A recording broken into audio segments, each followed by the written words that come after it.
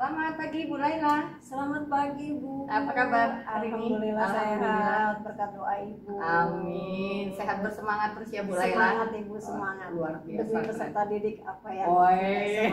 Keren Bu Laila. Bu Laila, hari ini sesuai dengan jadwal ya Bu ya, kita akan melaksanakan supervisi.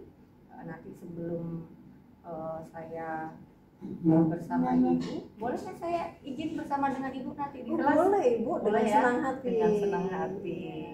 Ada beberapa hal yang ingin saya tanyakan terkait persiapan supervisinya ya Bu ya. Apa nih Bu tujuan pembelajaran Bu Laila hari ini? Hari ini tuh kami akan belajar tentang perubahan sosial. Perubahan Perubahan sosial. sosial di masyarakat. Tujuan pembelajarannya itu siswa dapat memahami konsep perubahan sosial, memahami gejala perubahan sosial, kemudian dapat merefleksikan gejala perubahan sosial yang ada di masyarakat, mengaplikasikan solusi pemecahan masalah akibat perubahan sosial yang terjadi di masyarakat. Lengkap sekali. Jadi dari proses memahami sampai mengaplikasikannya. Nah, untuk memenuhi tujuan pembelajaran itu, apa strategi model pembelajaran yang akan digunakan Bu Laila? Kami akan menggunakan metode pembelajaran problem based learning. Pembelajaran berbasis masalah. Jadi Bu Laila akan membawa masalah ke kelasnya Bu Laila. Masalah sosial ya. Masalah sosial. Bukan masalah pribadi. Bukan masalah pribadi, betul sekali. Medianya apa Bu nanti yang mau digunakan? Nah, kalau media ini Bu, karena kami kan sering menggunakan platform aplikasi untuk membuat PowerPoint, kami menggunakan HP, menggunakan laptop, menggunakan proyektor, dan sebagainya, itu media pembelajaran. Kemudian kami juga sering mencari informasi kan secara online Bu. Jadi mungkin kami akan membutuhkan link-link portal berita online dan sebagainya untuk mencari informasi dari tentang permasalahan sosial itu ya Bu ya. Oke. Nah, ketika nanti proses pembelajaran sudah berjalan, bagaimana cara Ibu Laila ini menilai ketercapaian dari tujuan belajarnya itu Bu? Tujuan pembelajaran itu nanti tercapai atau tidak berdasarkan asesmen. Saya akan melaksanakan asesmen formatif dan sumatif. Jadi dalam proses belajar akan ada proses asesmen formatif Bu, untuk menanyakan apa sih, untuk mengukur ya Bu, untuk mengukur bagaimana proses belajar kita itu sudah tercapai atau belum, tujuannya itu sudah sesuai. Kemudian kalau sumatif mungkin tidak langsung pada saat itu, tapi pada saat penilaian harian. Pada saat penilaian harian nanti. Oke. Bu, apa nih yang menjadi fokus dari aktivitas siswa untuk kegiatan belajar hari ini Bu? Fokusnya sebetulnya di refleksi. Di refleksinya, bagaimana siswa dapat merefleksi perubahan-perubahan sosial yang terjadi di masyarakat. Kemudian mereka bisa mengkategorikan, oh itu masuk ke perubahan sosial yang mana, yang cepat atau lambat, terencana atau tidak terencana, penyebabnya internal atau eksternal dan sebagainya. Mereka bisa merefleksi. Itu sangat mendalam ya Bu ya untuk merefleksi ini. Sepertinya ini persiapannya sudah cukup matang dan siap ini ya Bu ya. Insya Allah. Tadi saya sampaikan saya izin untuk bersama Ibu di kelas. Boleh ya Bu ya? Boleh ya. Oke, siap. Silakan. Jadi sekarang kita ke kelas ya Bu ya. Iya Ibu, mari kita bersama anak.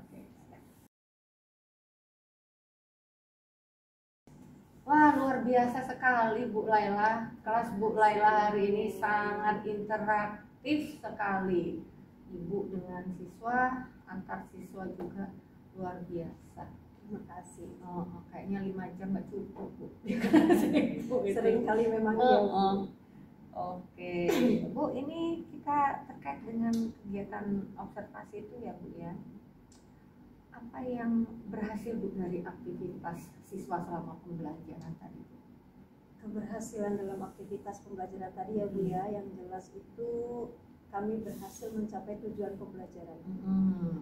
Peserta didik bisa memahami konsep perubahan sosial, mereka memahami gejala perubahan sosial yang terjadi di masyarakat, kemudian bisa mengidentifikasi jenisnya, bisa menyebutkan dampak perubahan sosial itu seperti apa, dan yang lebih penting mereka bisa mengungkapkan bagaimana solusi memecahkan masalah akibat perubahan sosial. Jadi tujuan pembelajaran tercapai Bu, berarti mereka sudah berhasil memahami. Kemudian mereka juga bisa merefleksikan ketika dihadirkan permasalahan sosial yang ada di masyarakat, mereka bisa melakukan refleksi. Oh ternyata ini perubahan sosial itu seperti ini, yang terjadi di masyarakat itu seperti ini. Dan itu hanya bukan dalam skop lokal ya Bu, tapi mereka juga sudah bisa mengaitkan dengan persoalan-persoalan masyarakat secara nasional maupun internasional. Nah, ada nggak Bu tantangan yang dihadapi tadi selama pembelajaran? Tantangan yang dihadapi ada beberapa siswa yang nampaknya belum bisa mengaplikasikan bagaimana persoalan itu bisa diatasi Bu, terutama ya memang yang terkait persoalan internasional yang mereka hadirkan tadi di kelas itu kan ternyata mereka belum tahu ini persoalannya seperti apa dan solusi pemecahan masalahnya seperti apa. Kemudian ada beberapa juga yang tahap refleksinya Bu ya, tahap refleksinya itu ternyata belum sampai pada tingkatan yang seperti teman lain. Jadi mereka hanya butuh contoh-contoh yang sifatnya sederhana, misalnya perubahan sosial yang terjadi pada diri sendiri atau di lingkungan keluarganya saja, atau baru pada sampai lingkungan masyarakat di sekitarnya.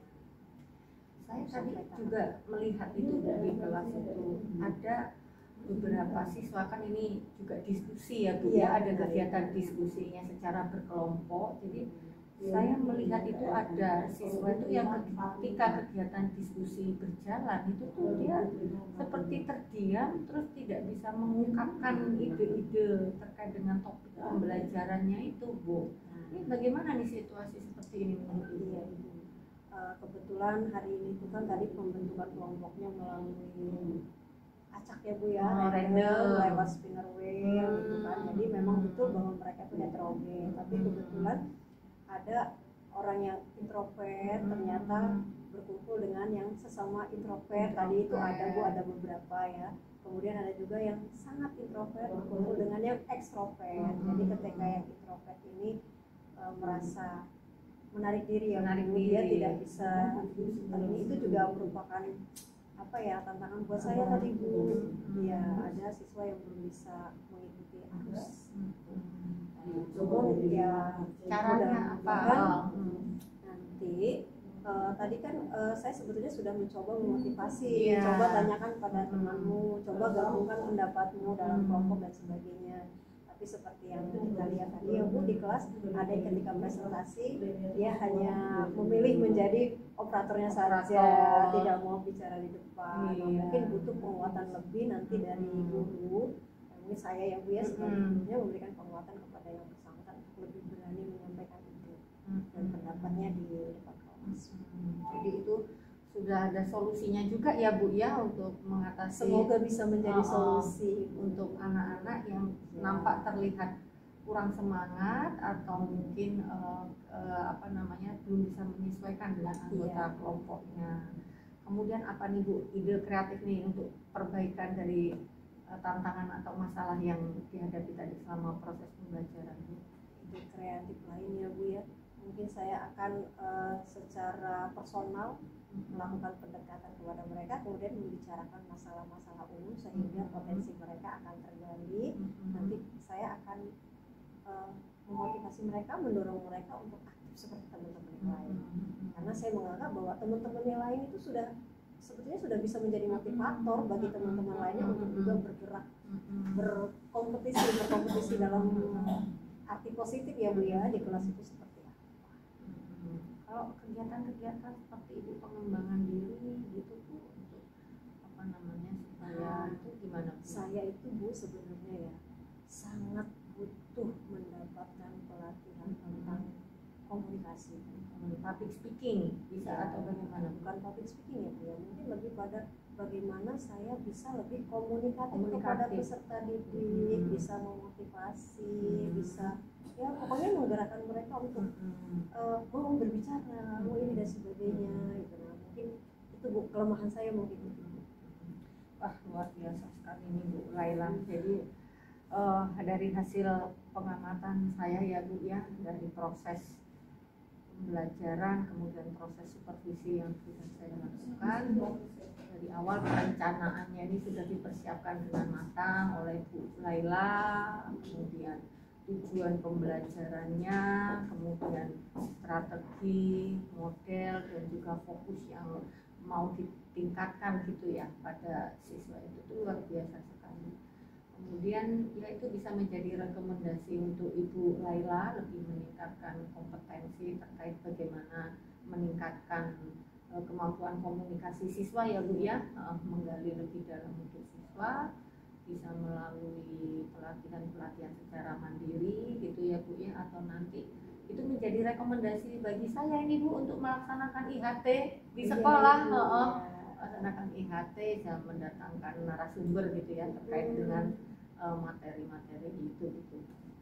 Wah, luar biasa Ibu hari ini. Terima kasih banyak, sukses buat Bu Laila. Ibu. Terus bersemangat untuk melaksanakan pembelajaran mencerdaskan anak bangsa gitu. Siap. Oke Bu Laila, terima kasih Bu Laila. Sama-sama Ya. Ibu.